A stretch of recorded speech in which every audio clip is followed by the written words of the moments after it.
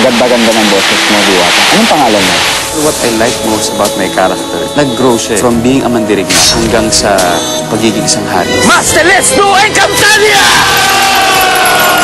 To all of the supporters, I know somehow that Encantadia has become a fantasy.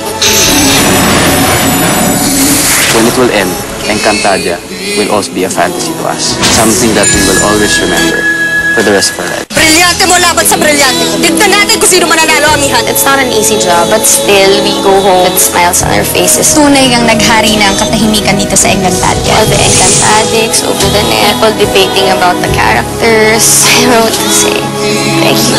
Thank you for making us #1 in your hearts. I will miss you guys so much. I guess that's the true magic of Encantadia. Mahal ko kayo. Mga favorite moments ko sa Encantadia, sa Daranac Falls yun, kumakanta ako habang naglalakad. Ang costume ko pa lang nun, yung hood, at hindi nila alam yung nasa ilalim nun, bathing suit. Anong ginagawa mo dito? Lahat ay gagawin ng isang mandirigma para sa kanyang minamahal. One day, babalik ako dito. Bilhin ko yung mga apo ko. Kwento ko sa kanila. Para kami isang pamilya. Dito kami nakatira. It really paid off. It made Filipinos proud everywhere around the world. Maraming salamat sa lahat ng sumuporta. Hoy, I love you! Ano? Tama ba?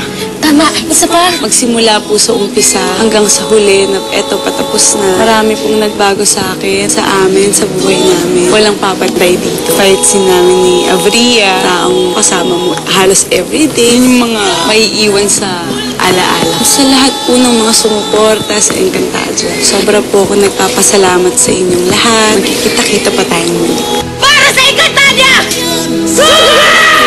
Paano mo makakalimutan yung relationship na na-establish mo with each and every individual? From Enka to Etheria to Enka again. Hindi ko in-expect na abot tayo ng ganito. Kaya, mahirap mag-let go. It was a pleasure to work with each and every one of you. To them, nabasala. Ako si Lyra. Promise, mamatay man. Ay, tapos bruwa ka! Ngayon lang kasi ako nakita ng blondie boy na katulad mo eh. Mga tsahin ko talaga, mga luka-luka. Marami akong natutunan.